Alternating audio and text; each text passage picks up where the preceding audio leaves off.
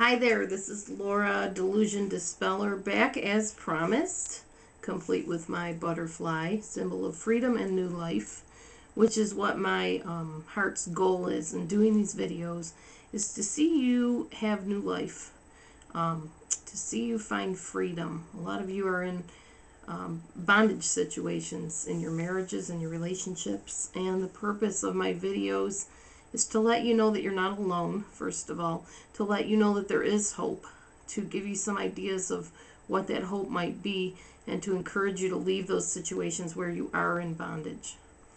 That having been said, I have done a lot of videos on narcissistic personality disorder, the traits of it, the signs of it, things like that. Somebody had written to me and said, would you please do a video on the silent treatment? So I did do a little bit of research on it, and I do have some information about the silent treatment that I want to share with you. First of all, the silent treatment is not just somebody decides to take a time out or things are getting too heated so they step away from the situation. That is called taking a break and letting things cool down, and that's okay. In fact, that's a wise thing to do so nobody gets hurt. With the silent treatment, what's happening is essentially the narcissist is upset.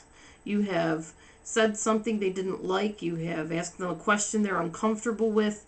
You have found out too much information about what they're up to, and they totally shut you out and off. It's as if somebody flips a switch and you no longer exist. It's a really weird feeling, and I've had it done to me. What's happening is you're being rendered totally voiceless and invisible to that narcissist by them not acknowledging you. They're trying to punish you. They're trying to give you a message that if you don't do what I want and you don't toe the line every step of the way I think it should be done, then you're going to be ignored.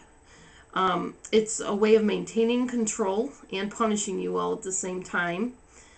It is because they fear vulnerability. You probably asked them something that dug at their emotions a little bit too deeply. They're not ones to really like discussing things where they have to get in at the heart.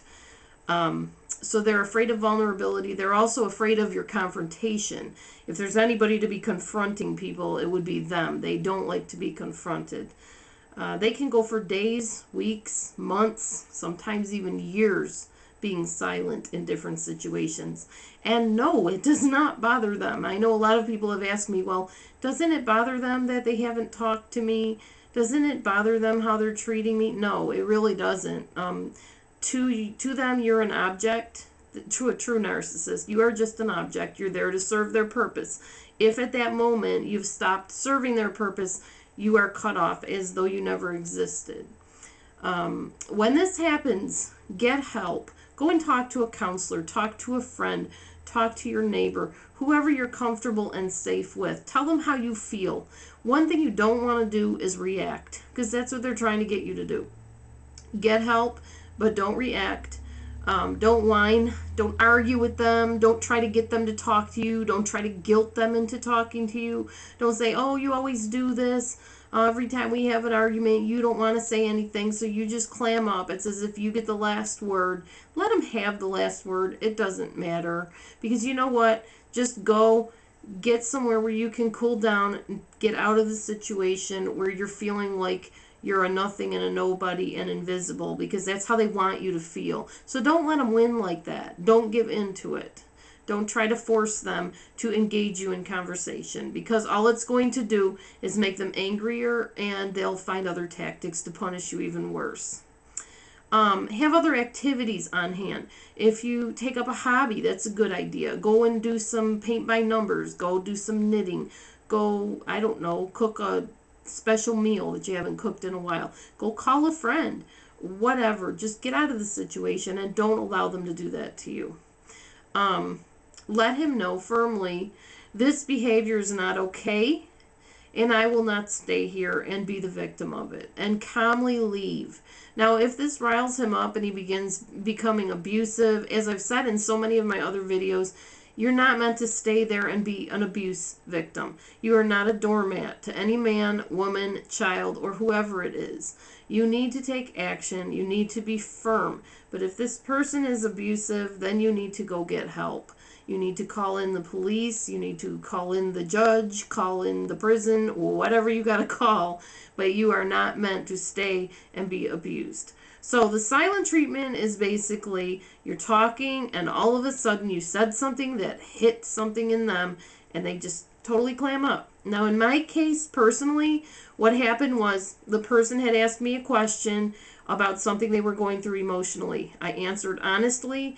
The next day, they didn't want to touch me. They didn't want to acknowledge me. They would not maintain eye contact with me except to glare at me with a very strange look on their face. They talked to everybody around me. It was as though I did not exist. They talked to their children. They talked to their husband. And this person was a so-called friend, of course. And this went on for 5 weeks, basically. The only time this person would talk to me was to ask me what I wanted for lunch or something like that. Just something she had to talk to me about.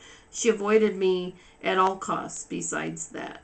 I literally felt like I was invisible, like I did not exist. It's a very disillusioning feeling, and nobody, and I'm repeating, nobody deserves to go through this. Nobody deserves to be treated as an object that can just be put up on a shelf when so-and-so gets sick of you.